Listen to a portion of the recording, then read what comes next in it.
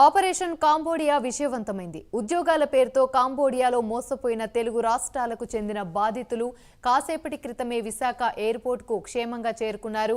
విశాఖకు చెందిన 20 మందికి పైగా బాధితులు ఎయిర్పోర్ట్కు చేరుకున్నారు. విశాఖ ఎయిర్పోర్ట్కు చేరుకున్న కంబోడియా బాధితులకు విశాఖ నగర సిపి రవిశంకర్ అయ్యర్ స్వాగతం పలికారు.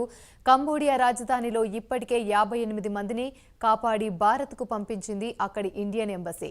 కంబోడియా నుంచి ఢిల్లీకి చేరుకున్న బాధితులు అక్కడి నుంచి ఎయిర్పోర్ట్ ఇండియా విమానం విశాఖ ఎయిర్పోర్ట్కు చేరుకున్నారు. కంబోడియా బాధితులకు ప్రభుత్వం అండగా ఉంటుందని వైసీపీ నేతలు తెలిపారు.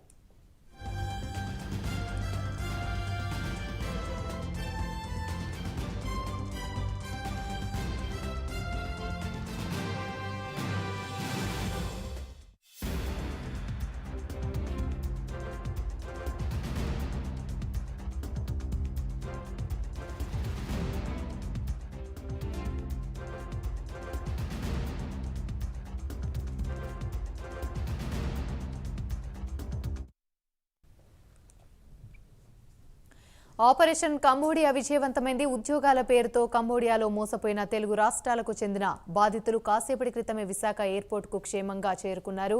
ఇదే అంశానికి సంబంధించి మరిన్ని వివరాలు మా ప్రతినిధి నాయుడు అందిస్తారు. నాయుడు, చెప్పండి. Good evening Yamini.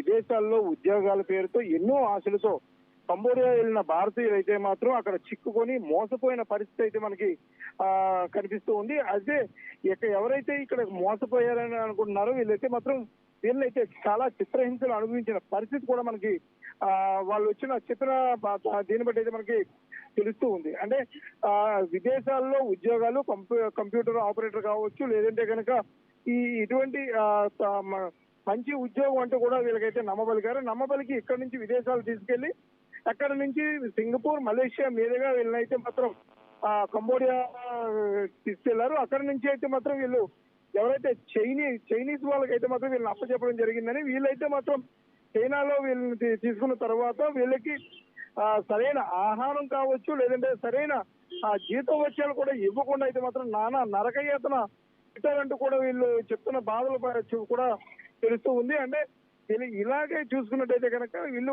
ఒకరు ఇద్దరు కాదు, వందలు వేలల్లో అయితే మాత్రం చిక్కుకున్నారంటూ మాత్రం మనకు తెలుస్తున్న పరిస్థితి మనకు కనిపిస్తుంది. అంటే రీసెంట్ గా వచ్చిన కంప్లైంట్ బేస్ చేసుకొని ఇక్కడ విదేశాల్లో ఉద్యోగాల పేరుతో డబ్బులు వసూలు చేస్తున్న గాజువాకకు చెందిన ఒక వ్యక్తి ఇలా ఉద్యోగాలు ఇప్పిస్తున్నారని చెప్పి మోసం చేస్తున్నారంటూ వీళ్ళని పూర్తి స్థాయిలో అయితే మాత్రం వాళ్ళని అదుపులోకి తీసుకొని వాళ్ళు విచారించగైతే మాత్రం ఈ గుట్టు అయితే మొత్తం అంతా కూడా బయటపడి మనకి పరిస్థితి మనకి కనిపిస్తుంది.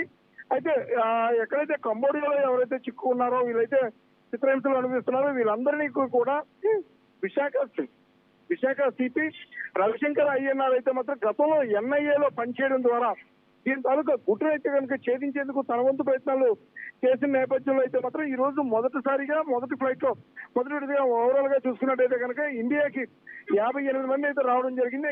58 మందిలో విశాఖకు చెందినటువంటి 10 మంది అయితే మాత్రం మొదటి ఫ్లైట్ లో రావడం జరిగింది. మరికొంతమంది కూడా ఇంకా రేపు ఎల్లుండిలో కూడా రావచ్చు అంటూ కూడా సిపి కూడా చెప్పిన పరిస్థితి మనకి కనిపిస్తూ ఉంది.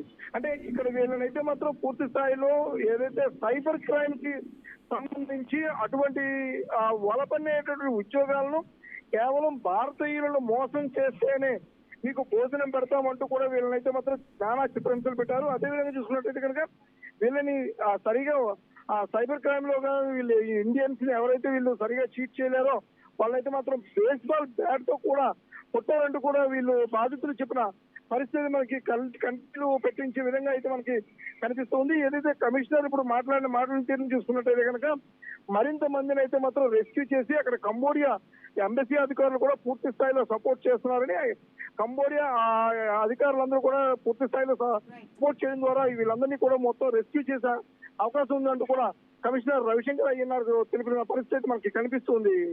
Right, thank you Naidu. యువకులు ఎవరైతే మన ఆంధ్రప్రదేశ్ నుంచి అక్కడ కంబోడియాలో ఇరుక్కున్నారో వాళ్ళందరూ కూడా క్షేమంగా ఈ రోజు వైజాగ్ వచ్చి చేరుకున్నారు. అదే వాళ్ళని ఏ విధంగా టార్చర్ చేశారు, తర్వాత ఫుడ్ అంతా ఇవ్వకుండా ఏ విధంగా బాధపెట్టారు, తర్వాత ఇండియా మీద ఈ విధంగా సైబర్ క్రైమ్స్ అన్ని కూడా చేపించారు. ఆ విషయాలన్నీ కూడా ఏ విధంగా ట్రైనింగ్ ఇచ్చి వీళ్ళందరినీ కూడా ఫ్లోర్ లో తీసుకొచ్చి పెట్టి ఏ విధంగా వాళ్ళందరినీ ఇండియా మీద సైబర్ క్రైమ్స్ చేయాలని చెప్పేసి నేర్పించిన విషయాలన్నీ కూడా చెప్పడం జరిగింది. పాస్పోర్ట్ అన్ని తీసేసుకున్నారు, గన్ పాయింట్ మీద బెదిరించారు. ఆ విషయాలన్నీ కూడా వీళ్ళు ఏజెంట్స్ ఎవరైతే ఉన్నారో వాళ్ళందరి మీద కూడా రాబోయే రోజుల్లో చర్యలు తీసుకుంటాము. వాళ్ళందరికీ కూడా వాళ్ళందరినీ పిలిపించి ఒక సమావేశం ఏర్పాటు చేసేసి ఈ ఏజెంట్స్ ఎవరైతే ఉన్నారో వాళ్ళందరూ కూడా ట్రైనింగ్, తర్వాత వాళ్ళందరికీ కూడా టైం ఇచ్చి ఆ టైంలో వాళ్ళందరూ కూడా లైసెన్స్ తెచ్చుకోవాలి. లేకపోతే వాళ్ళ ఆఫీస్ అన్ని కూడా మూసేయాలని చెప్పేసి ఆదేశాలు ఇవ్వడం జరుగుతుంది. యువకులు ఎవరైతే మన ఆంధ్రప్రదేశ్ నుంచి